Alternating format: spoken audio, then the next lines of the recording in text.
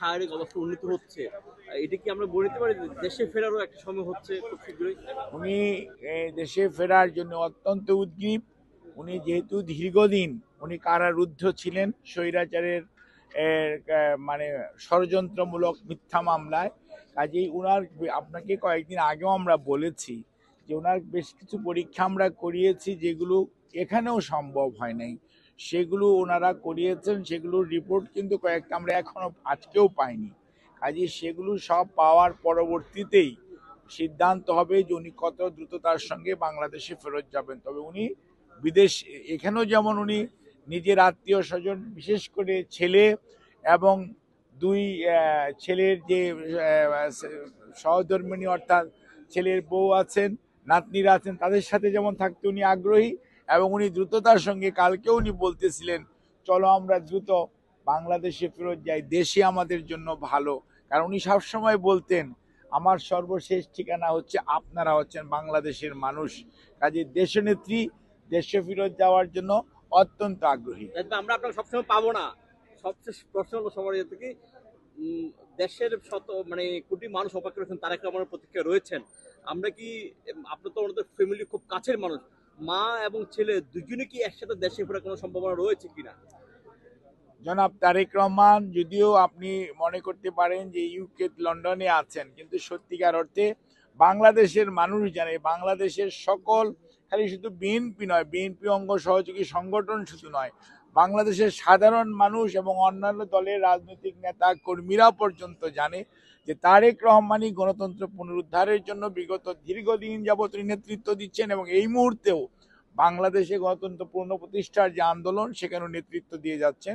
এবং আমরা খুবই আশাবাদী, হয়তো একসাথে যাবে কিনা সেটা আপনাকে এই মুহূর্তে স্পষ্ট করে বলা সম্ভব নয়, কারণ এখানে বিভিন্ন প্রতিবন্ধকতা এবং ওনার শারীরিক কিছু প্রতিকূলতারও রয়েছে। আপনারা জানেন উনি সুস্থতার জন্য চিকিৎসার জন্য এখানে এসেছিলেন।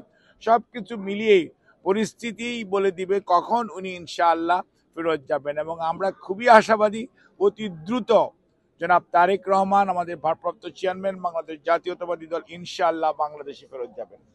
আমাদের মাঝে ফেরত আসুক, যারা অসুস্থ আছে তারা দ্রুত সুস্থতা লাভ করুক, আমরা সবাই মিলে সেটি চাই। এবং আপনারা যুক্তরাজ্য শাখা যুবদল সহ বিএনপির নেতৃত্বে যেভাবে বিদেশে আপনারা আন্দোলন সংগ্রাম করেছেন স্বৈরাচারের বিরুদ্ধে, সেজন্য আপনাদের প্রতি আমরা ধন্যবাদ জানাই, কৃতজ্ঞতা জানাই। এই স্বৈরাচার সরকারের জুলুমের শিকার হয়ে উনি শহীদ হয়েছেন, উনার রুহের আত্মা মাগফিরাত কামনা। আমাদের পার্টির ফান্ডার, স্বাধীনতার ঘোষক শহীদ প্রেসিডেন্ট জিয়াউর রহমান, উনার রুহের আত্মা মাগফিরাত কামনা করি। আমাদের প্রত্যেকের মা বাবা যারা জীবিত আছেন তাদের সুস্থতা কামনা করি এবং যাদের দুনিয়াতে ছেড়ে গেছেন তাদের রুহের আত্মা মাগফিরাত কামনা করি। তাদেরকে স্বর্গস্থ বেহেশতের স্থান আল্লাহকে দাবি করি।